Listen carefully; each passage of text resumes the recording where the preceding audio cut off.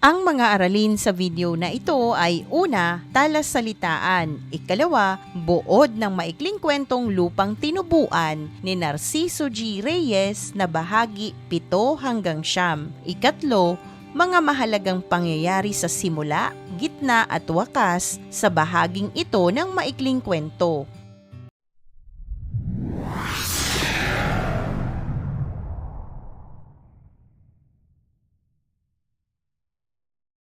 Dumako na tayo sa ating talasalitaan. Unang bilang, napako ang pansin, nakatuon o nakatutok ang atensyon sa isang tao o pangyayari. Ikalawa, bantad, batid, pamilyar, sanay. Ikatlo, talusaling, madaling masaktan o sensitibo. Ikaapat, salo, suporta o pagkakabit ng isang bagay, gaya ng kortina. Ikalima, pagyayaot-yaot, palipat-lipat, pabalik-balik o labas-masok. Ikaanim, nagbabandila, nagpapakita o nagpapahiwatig.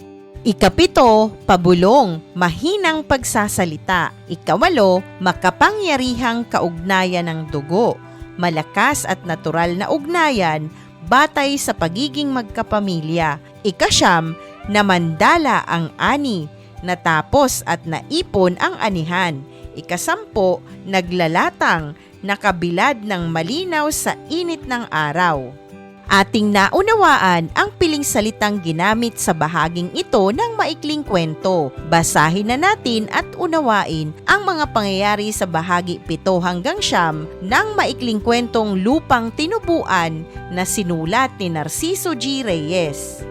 Pagdating ni Danding, Tia Juana at Tio Goryo sa Malawig, agad silang napansin ng lahat dahil sila lamang ang nanggaling sa Maynila. Umugong ang mga tanong at kumustahan mula sa mga kamag-anak.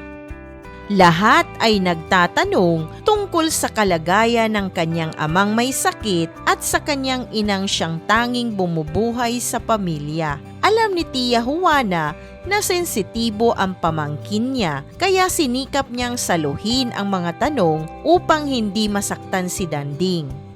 Ngunit sa pagkakataong ito, nagulat siya dahil tila mas magaan ang loob ni Danding at mas palagay ang pakiramdam nito. Marahil ay dahil nasa piling siya ng mga kamag-anak na ngayon pa lamang niya lubos na nakikilala. Ipinahihiwatig dito ang unti-unting pagdikit ng loob ni Danding sa Malawig at sa pamilyang hindi niya nakakasama sa araw-araw.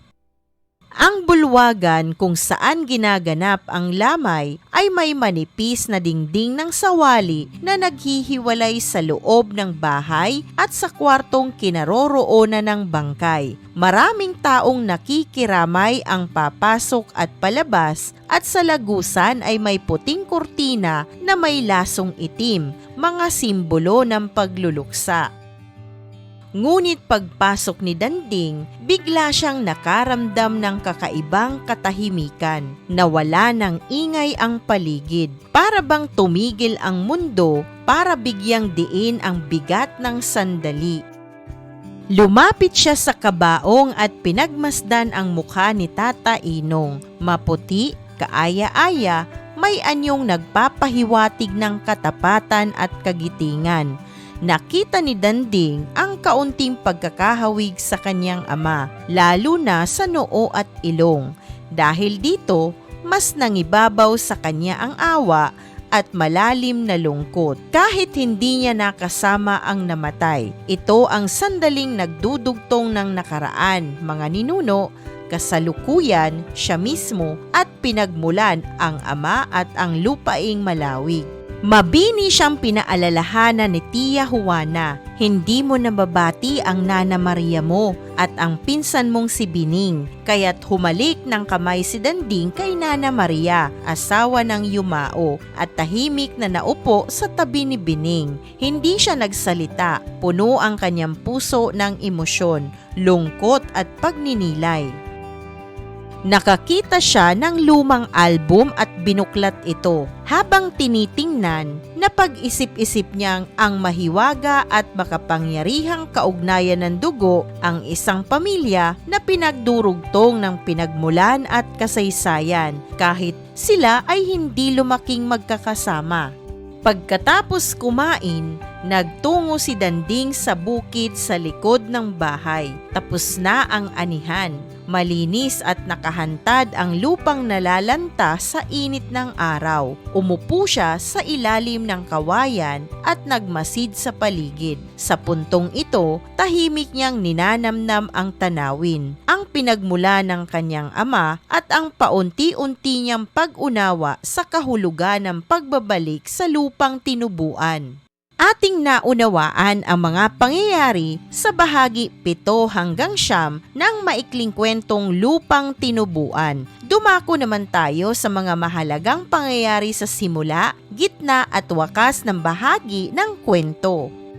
Narito ang mga mahalagang pangyayari sa simula. Dumating sa Malawig sina Danding. Naging sentro sila ng pansin dahil galing Maynila. Maraming tanong ang ibinato kay Danding tungkol sa kanyang amang may sakit. Pinipigilan sana ito ni Tia Juana upang hindi masaktan ang damdamin ni Danding.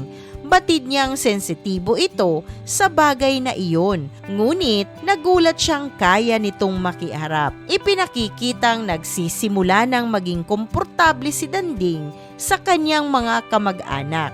Narito naman ang mahalagang pangyayari sa gitna sa bahagi ng kwentong ating binasa. Pagharap sa bangkay at malalim na pagkalungkot, pumasok si Danding sa silid ng patay na si Tata Inong. Biglang nagbago ang kanyang damdamin mula sa ingay tungo sa katahimikan ng kamatayan. Pinagmasdan niya ang mukha ng bangkay at nakita ang pagkakahawig nito sa kanyang ama. Naramdaman niya ang bigat ng lungkot at awa.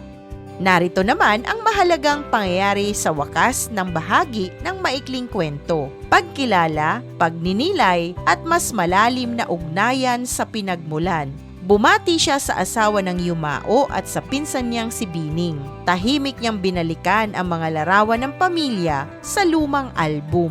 Naglaro rin sa isip niya ang kahulugan ng kaugnayan ng dugo. Pumunta siya sa bukid at nagmasid.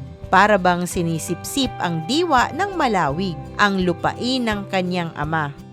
Isang mahalagang aralin muli ang iyong napanood. Maraming salamat sa panonood sa channel na Aralin sa Filipino. Huwag mag-atubiling mag-comment ng inyong tanong, suggestions o paglilinaw ukol sa aralin. Munting kahilingan sa iyong kaibigan, paki-like, share and subscribe para updated ka sa mga susunod pang bagong video ng Aralin mo sa Filipino.